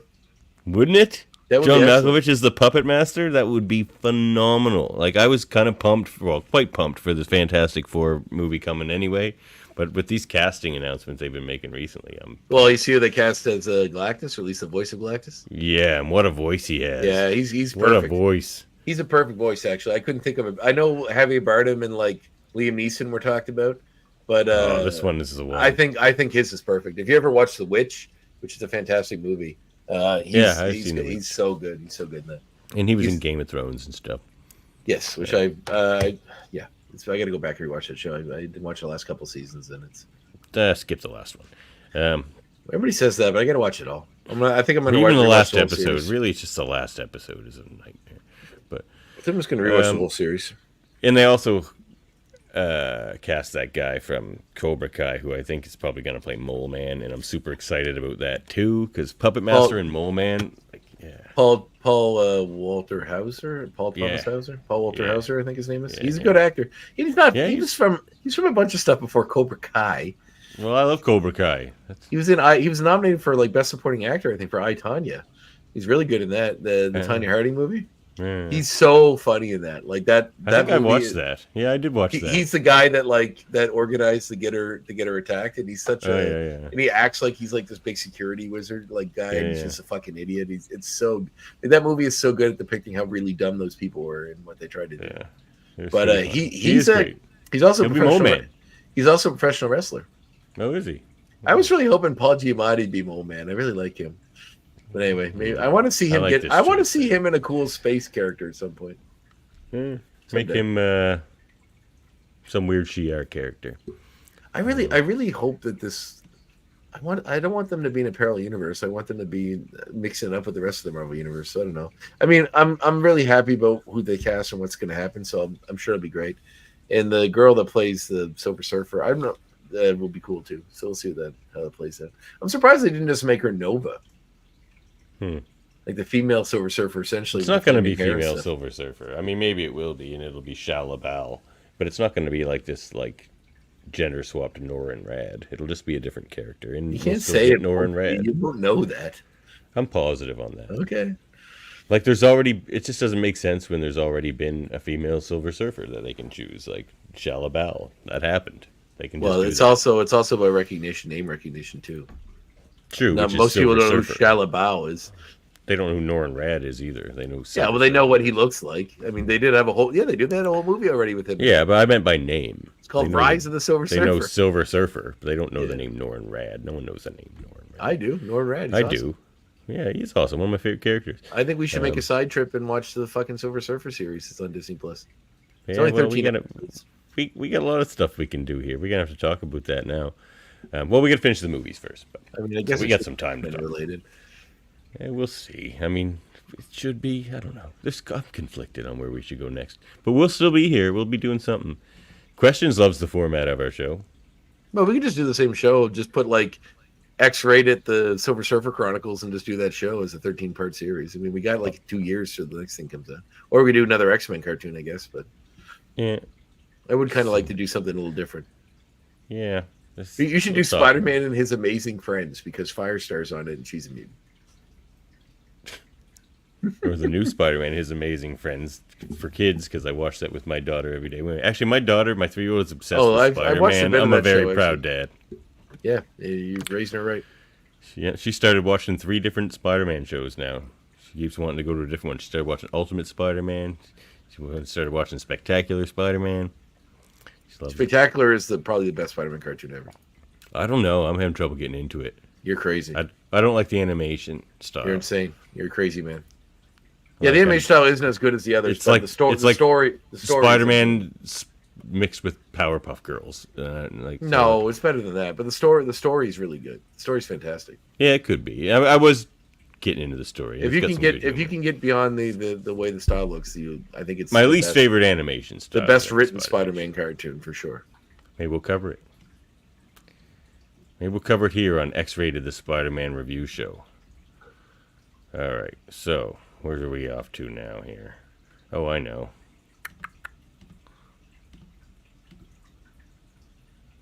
This. You don't like the movie? Change the channel.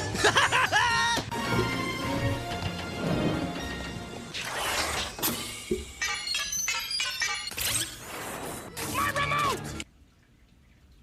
Where's your remote taking us tonight? Well, I couldn't decide which one to do, so I went with this one. But let me bring you back in time, Davin, to a popular movie franchise. I always try to pick a movie that sort of apes something related to what's going on in the episode. So let me take you back to the 90s. I believe it was the 90s. Early 90s. I remember it as well as I remember anything. Let me bring you back to the late 80s, in which another budding franchise that became a very popular franchise for a little while ended their movie by sending their hero back in time through a time portal. Do you remember what movie I'm talking about, Davin? The movie ended by the hero being sent back in time to a time portal. Through a time portal. Are you going to do Masters of the Universe again? Oh, God, no. I didn't do it the first time, did I? Did I do Masters of the Universe before? I don't know, maybe. I would not suggest that movie. I'm talking about Evil Dead 2. And then its Evil sequel, Dead 2. Army of Darkness. Oh, I love Army of Darkness. So I went with Army of Darkness. But Evil Dead 2 does end with him getting sucked through time in a portal and winding up in medieval times. And this is Evil Dead 2, which is basically a reboot of Evil Dead 1. Yeah, like half a reboot. Yeah. But so Evil Dead 2, which leads into Army of Darkness, in which Ash is struggling to get back to the future from a primitive past. So it's very relevant sugar, baby. Very relevant. You got real ugly, baby. You still love me. You think I was pretty once, but you got real ugly, baby. Movie's so good. Yeah. When he's supposed to say the words and he messes them up, and then like. It's like, yeah, basically I said them. Yeah, I didn't. Maybe not every syllable. He's asking every it's little very important syllable. You say it correctly. Yeah, so good. Like, yeah, I heard your stupid words. I don't care. I got your stupid words. He didn't even try to memorize them. Army of Darkness, another great story that's about a hero getting lost in time, and a super fun movie. All right, it is a super fun movie. What are we gonna do here? What are we gonna do? Well, you know what? Why not? Well, it's been a while. What were you doing? Playing with matches? Okay, it's pretty obvious. But go play Marvel vs. Capcom games, X-Men vs. Street Fighter games. They're amazing. They're amazing. Shoot Cyclops' optic beams off that cover the whole screen. It's very satisfying. It's very satisfying. So. Yeah, go play those games. They're a lot of fun. I mean, I love a lot of video games that are not on Super Nintendo, but I love those games. yeah, that's it for me on that. What do you think, Andre? Should we play a game or should we get on out of here? That's up to you, my friend. What would we do? Well, we've been talking about it a lot tonight, so maybe we could play some sort of version of this.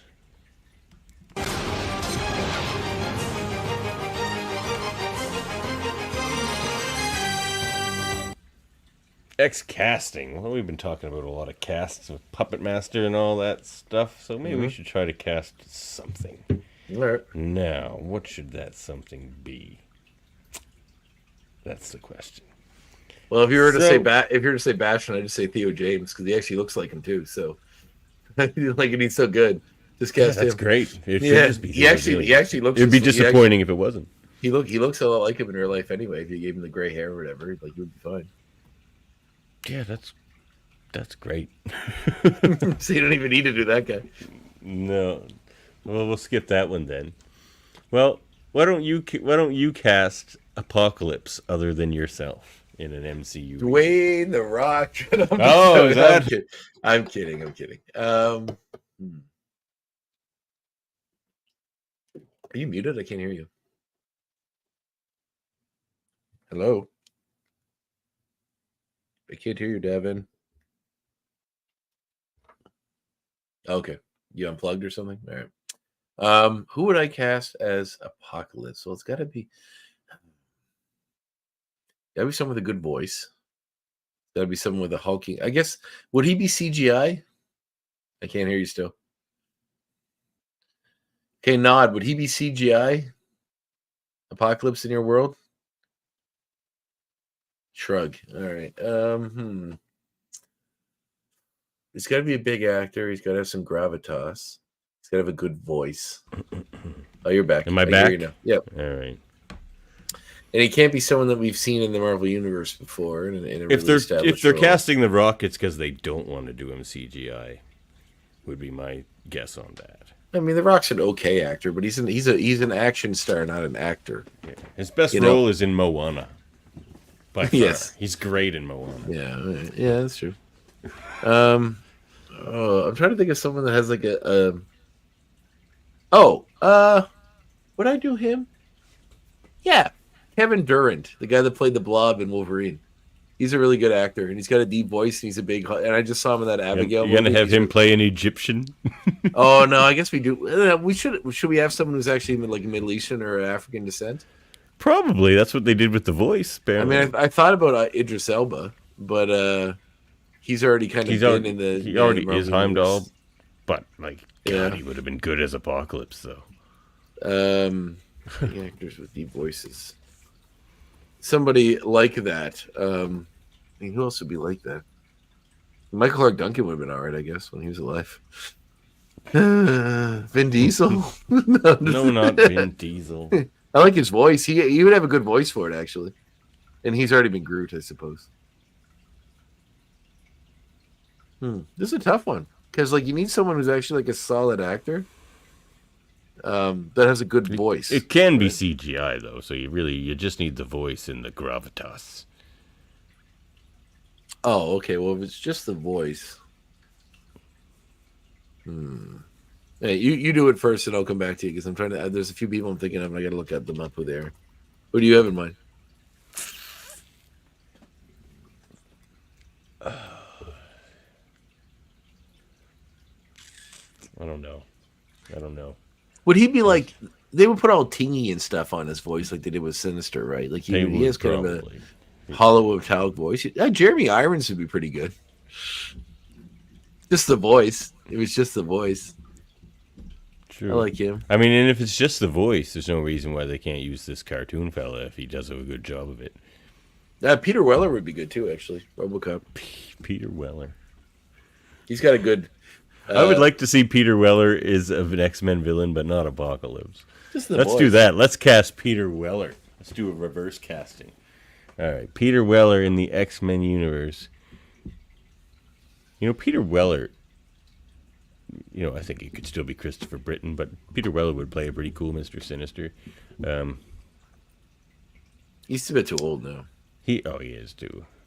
Well, I mean, Mr. Sinister's basically CGI character too. Nah, I don't think. I mean, John Hamm was kind of supposed to be him for a while. Yeah, I can't see that. But who knows? Who knows?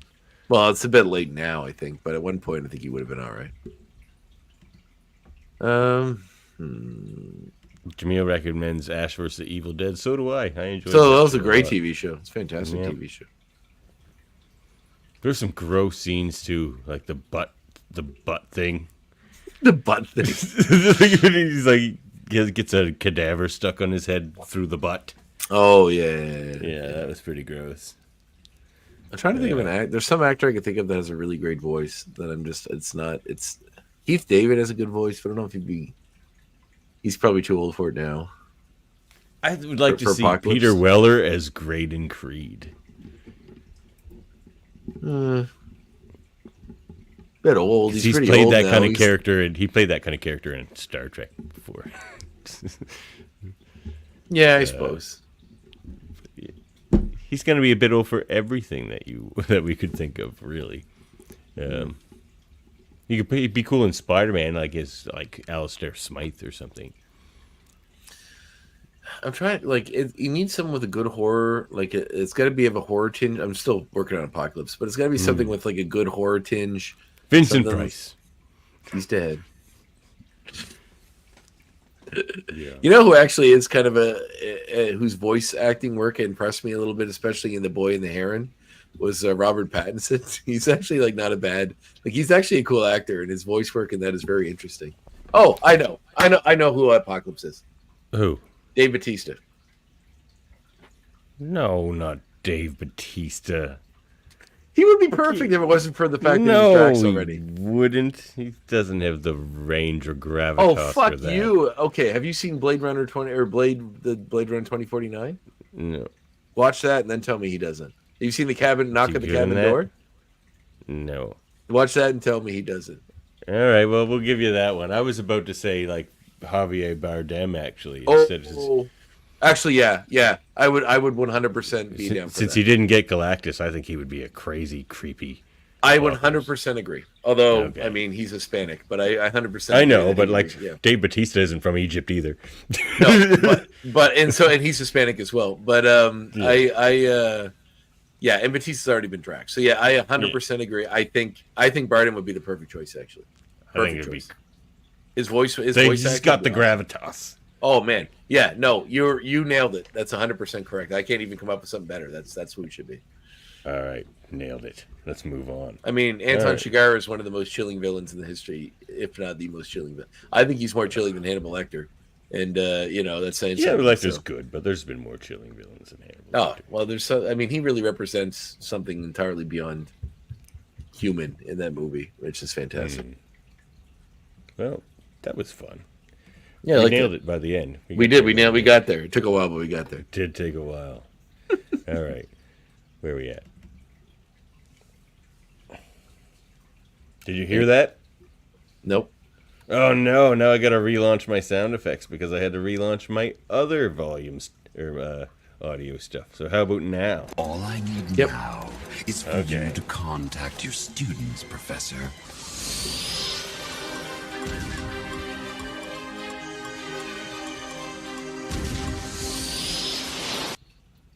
I got some quick homework though. Get out and enjoy some fresh air. Beautiful day. I did a little landscaping yesterday, as Davin mentioned. The reason I did that there is because nothing grows under that tree. I don't know if it's just... I'll get you some shade plants. Okay. Don't worry about it. Some bulbs. It'll be beautiful. Will they grow through that rock, or do I have to build something around it? Okay. Oh yeah. So yeah, get I guess watch that X-Men retrospective that's coming out tomorrow about the making of X-Men 97. So watch that because we're going to talk about it and I guess just our thoughts of the season as a whole next week. Do we have a guest for this, or is it just us? For the retrospective? Yeah. Just us, unless we feel like inviting somebody. I know next week, unless we have a guest, which Devin's working on. If we do, then that'll be it. But still, watch this because it'll be the week after. We'll do a retrospective on the whole series, in which we give it a season rating, I suppose. Yeah, I know what Davin says. 7. And you guys can all debate whether mine will be a 9 or a 10 because That's it's pretty 8 close. or a 4. Depends on your mood, doesn't it, Andre? An 8 is still incredibly good, Davin. If your fucking movie's 8 out of 10 on any of the things that like movies are rated on, that's fantastic. But it would be higher than an 8. It'd be a 9 or 10. Probably a 10. It's a 10. It's a 10. It's pretty great. Pretty freaking great. Yeah, I mean, like even the 8 that I gave it that apparently was an affront to God and Davin Skellhorn. I think as a whole, if you rated this series, that way, you can affront God all you like, but you insulted the X-Men, Andre. I did not insult the X-Men. I insulted some issues with storytelling that take me away from the narrative, which is not good for a TV show. But oh no, I really, really love the show, so it's very good. Yeah, we love talking about it. It's been a fun ride. Thanks for joining us, everybody, on this. Let's look forward to season 2. We'll have a lot to say about that, as details will probably trickle out as well. Hopefully not too many. Support the show at patreon.com/X-Men Review Show if you feel so inclined. Or you can get some sweet merch and support us that way at Redbubble. Just sweet merch on the Patreon too. Sweet merch. Redbubble.com/people/X-Men Review Show/shop. Jeez, tongue twisted myself there. But yeah, some good stuff up there. The Gambit shirts have been going like hotcakes the last couple of days. So, remember it. Get yourself a Gambit shirt. I got mine. I got to get more of our merch, but this is what I got right now, and I'm loving this shirt. Good job. It looks like it's a decent quality shirt, actually. Yeah, I'm liking it. I've just been through the wash a couple times now, and it's all like new. So I don't like that, and this is like, we can talk about this off air, but some of the designs are meant to be on a dark background, and I don't know if you can choose what shirts the design could go on, or if it just naturally puts them on everything. You can apply the designs we have on there to anything you want. Yeah, just because some of them look better on dark backgrounds. Whatever. But I mean, that's up to I guess if the user can decide that, it's up to them, so that's fine. And a couple of things you did like an inverse. So like, for example, for this one's for you, Morph. There's the one that goes good on dark background, but I also loaded up the one that goes good on light background. Right. But I mean, you might be able to do that with other things. Yeah, but some designs don't look as good when you do that, so it's true. Depending on like this one, for example, doesn't look good on white because the pink on white, you don't see it very well. Yeah. But it looks awesome on black. Yeah, I like how that turned out. Yeah, me too. You can contact us at xmenreviewshow@gmail.com. An email? Yeah, I mean, not from an ex-goon, I don't think. Like business ones on occasion. Okay. But I talk to the odd guest. Special guests in that way. Yeah. I was just curious. I don't think you ever brought up that we've got an email to me. So, well, no, it's like nothing worth talking about.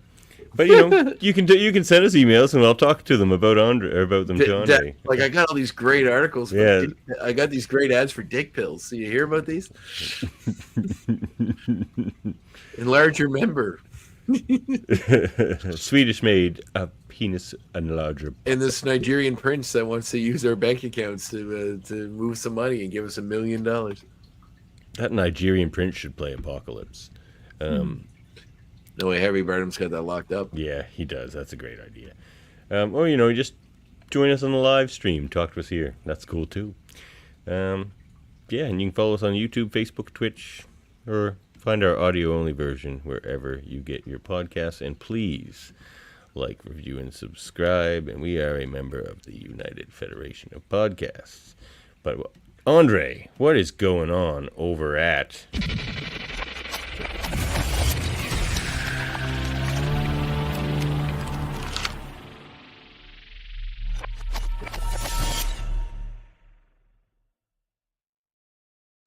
Everyone's Graphic Histories podcast. Everyone's dead. That's what happened over there. At the Graphic Histories podcast? Yeah, it's all gone. You? Yeah, I guess it's just me and me, I guess? We're both dead? Yes. Are we podcasting from the afterlife? Where's Beetlejuice? I always wanted to meet that guy. It's one of those Sixth Sense steal his number in line. It's one of those Sixth Sense situations. So which one of us is a ghost and which one of us... Oh, wait. We're both dead in the Sixth Sense, right? No, just Bruce Willis. And, so not the little boy. And then the various ghosts that were around. Yeah. Just a conversation dropped Monday with Jen L. Rossman, who is a writer and a very interesting story. Disabled writer, and has quite a kind of a interesting, perspective on life from her unique situation. So those were a great chat. And then we have one coming up with Sarah Meyer after that, who's the artist on the TMNT Saturday Morning Adventures comic. And a very great conversation with them. And then also have Ernie Altbacker after that. And then I just recorded yesterday. I've heard great things about that interview. It's a long episode, but it was really. I thought about breaking it into 2 episodes because it's fun when you have these conversations with people because they're like, he's like, "You're gonna edit this, right?" I'm like, "No," and he's like, "Ooh, I talked for about and he goes, "I talked about working in a machine shop for like half an hour." I'm like, "Yeah, it's great. I loved it." It was This sounds awesome. There's a guy they called 8.5, and he thought it was because of the Fellini movie, but it was because he had 8.5 fingers. It's one of my favorite stories. He's like, "Oh yeah, like the Fellini movie," and he's like, "No, because I have 8.5 fingers." He's like all these fucking machinists that don't know who Fellini is. Like it's so good. It's so fuck me laugh. It was probably some of the most laughing I've ever. My wife would like hear me in the room. She's like, "That sounded like a fun one." I was like, "Oh my god, I laughed so hard." He's a really funny guy, and we had a great conversation. So. Oh well. He's a writer that wrote on a lot of cartoons that you'd be familiar with. So. Oh yeah. Sure. And he did a lot of those. He wrote a lot of the recent DC animated movies, like the really good ones. So we have a great conversation about like he worked on the Injustice cartoon, and we talk about why, how studio involvement kind of changed that from being something to what it turned out to be. And there's a lot of that sort of stuff in it, and it's interesting chats about like how much studios will allow you to change and what's cool and what's not. And how much the fans kind of give you shit for changing stuff in these stories and these animated versions. And that was neat. It was a very cool talk. It was a great chat with him. So, and then after him would be James Aquiloni? Nope, that's tomorrow. I'm recording that.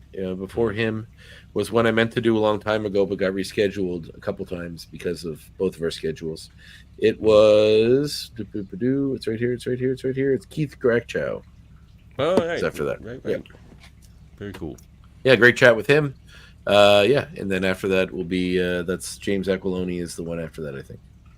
Sweet. Bob Layton has not answered my messages, so